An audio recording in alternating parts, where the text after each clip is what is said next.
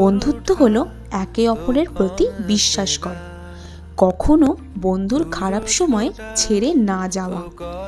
বন্ধুত্ব যে কোনো সম্পর্কের মধ্যে হতে পারে।